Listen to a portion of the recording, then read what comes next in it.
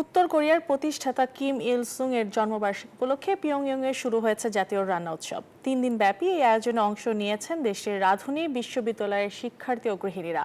উৎসবে নানা ধরনের খাবারের প্রদর্শনী থাকছে, যা অংশগ্রহণকারীদের অভিজ্ঞতা বিনিময়ের সুযোগ করে দিচ্ছে। এটি সূর্যের দিন উদযাপনের অংশ, যা দেশটির সবচেয়ে বড় জাতীয় ছুটি।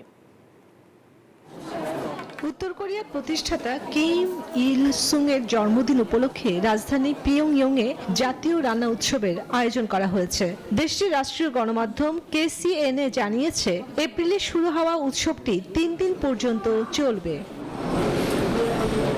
উৎসবটিতে অংশ নিয়েছে মন্ত্রণালয় ও জাতীয় সংস্থাগুলো থেকে নির্বাচিত রাঁধুনি, ওয়েটার্স, বিশ্ববিদ্যালয়ের শিক্ষার্থী এবং গৃহিণীরা।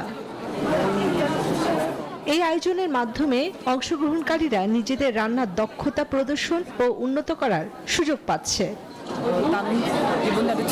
আমি এই রান্না উৎসব থেকে অনেক কিছু শিখেছি।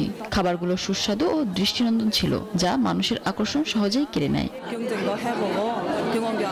এছাড়াও অনেক অংশগ্রহণকারী মনে করেন এই উৎসব তাদের নতুন ধরনের খাবার তৈরিতে অনুপ্রাণিত করবে। আমি প্রথমবারের মতো এই রান্না উৎসবে অংশ নিচ্ছি। অন্যান্য প্রদেশের রান্নাঘরের সঙ্গে প্রতিযোগিতা এবং অভিজ্ঞতা বিনিময়ের সুযোগ পেয়েছি। এই উৎসবের মাধ্যমে আমি আমাদের প্রদেশের রান্নার মান আরো উন্নত করার চেষ্টা করব।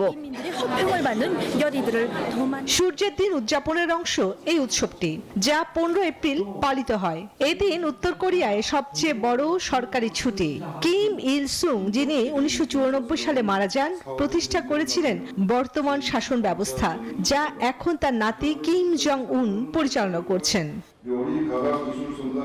3 দিনের এই উৎসবে উত্তর কোরিয়ার খাদ্য সংস্কৃতির বৈচিত্র্য তুলে ধরা হবে।